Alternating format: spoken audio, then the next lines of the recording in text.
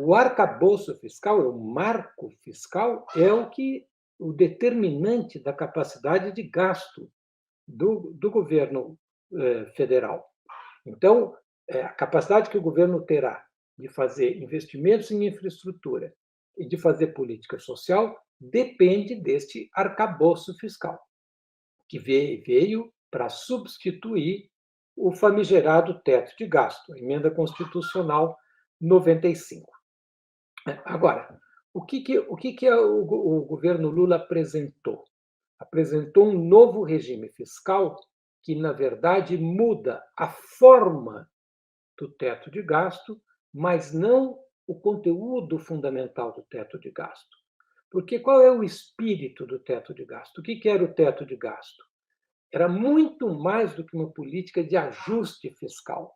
Né? Nem precisava do teto de gasto para fazer ajuste fiscal, porque o Plano Real já tem vários instrumentos, entre os quais o mais draconiano, que é a Lei de Responsabilidade Fiscal, para fazer política de austeridade. O teto de gasto vai muito além de uma política de austeridade. Né? O teto de gasto é uma política de Estado mínimo, uma política de redução da presença do Estado na economia. Essa que é a ideia fundamental do teto de gasto. Né? Então, isto é preservado. Então, o que muda? Muda a forma de se alcançar o teto de gasto. Né? O governo Lula apresenta mecanismos mais flexíveis para se chegar e mais, vamos dizer assim, homeopáticos para se chegar ao teto de gasto. Mas o espírito do teto de gasto permanece. Por que se quer reduzir a presença do Estado? Porque, no fundo, é a maneira que o Estado tem, num contexto de crise profunda, de abrir espaço para a mercantilização das políticas sociais, que é um tremendo campo de investimento, e para mercantilização das políticas públicas estratégicas, através das parcerias público e privado, um outro imenso campo de investimento. Então, como existe uma incerteza grande, né? A crise é exatamente o fato que os empresários não veem aonde investir. Então, o Estado vem e investe em educação, investe em saúde, investe em infraestrutura pública. Né? Então, este é um dos objetivos do teto de gasto.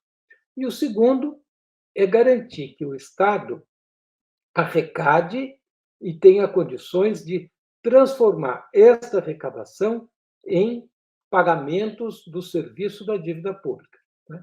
Garantir o que os economistas chamariam de a sustentabilidade intertemporal da relação dívida-PIB. Então, é para isso que o Estado foi organizado desde o governo Temer e não foi modificado agora com o teto de gasto. O que o teto de gasto faz? Ele mantém um teto. Né? Então, o gasto nunca poderá ser superior a 70% da arrecadação. Mas é pior do que isso. O gasto, se a arrecadação for muito grande, o gasto permanece com limite, com teto inflexível, de 2,5% ao ano. Né? Então, este é um primeiro teto. E agora o governo Lula pôs um segundo cabresto no gasto público, que é o fato de que o gasto público terá que respeitar metas de superávit fiscal, que, se não forem cumpridas, penaliza e obriga o governo, no próximo ano, a cortar ainda mais automaticamente o gasto público, independentemente da conjuntura, independentemente de ter uma pandemia, independentemente de ter um problema de pobreza, não. Então, é uma coisa automática. Então, o que isso significa? Né? O que a gente vê? Vê a digital do grande capital, a digital do mercado financeiro neste arcabouço fiscal, né? De maneira muito clara. Né? Mesmas políticas, mesmos efeitos.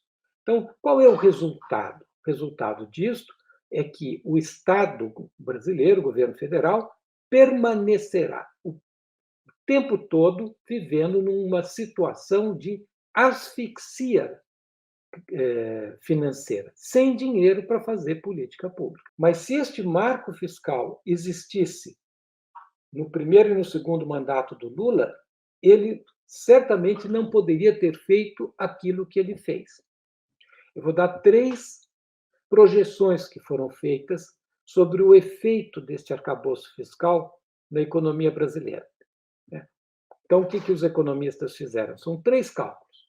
Eles pegaram as regrinhas e aplicaram para o passado, para ver o que acontece.